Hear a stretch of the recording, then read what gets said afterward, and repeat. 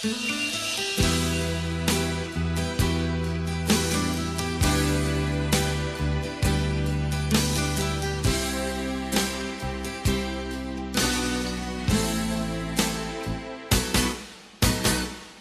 ជាអ្នកសំដា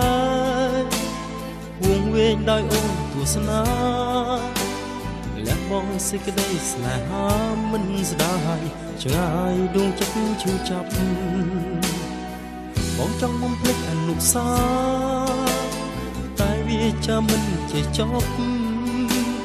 ញញឹមទាំងក្តីជប់ចាប់ប្រាប់ដល់បែងដូងដែលរងរបួសថ្ងៃដែលអូនប្រែចិត្តនឹកគិតមិនដល់ហើយស្រទឹកនេត្រាព្រោះស្នេហាមិនបរិសុទ្ធអសាទេស្នេហាអូននៅផ្សាយឲ្យរូបបងចំបាយព្រោះតែព្រោះស្នេហាអូនប្រាប់ថាចិត្តអូន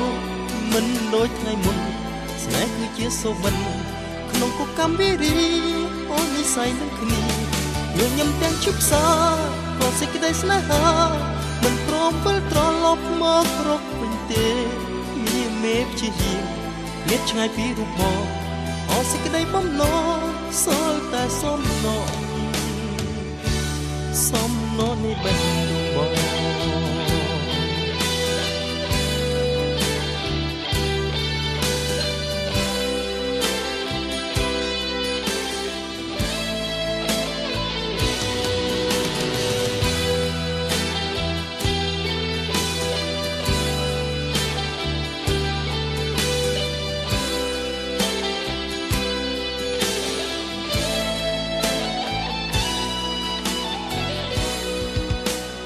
បងចង់បំភ្លេចអនុស្សា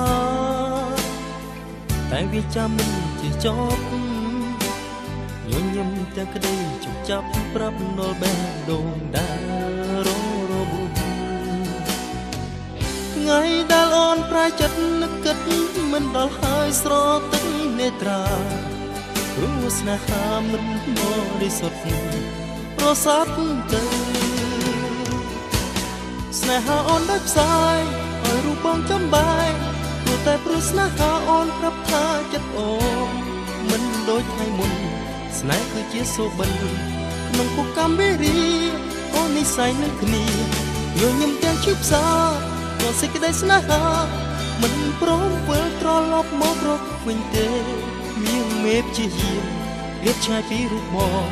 អស់សេចក្តីបំណងសល់តែសំណងនៃបេះដូងបង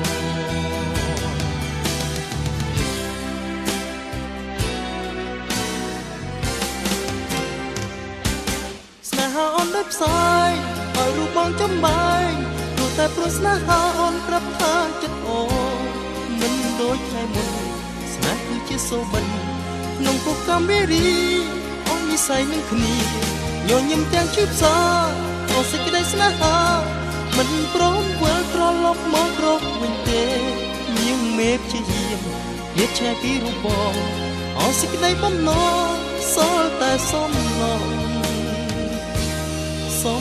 នៃបេះដូងបង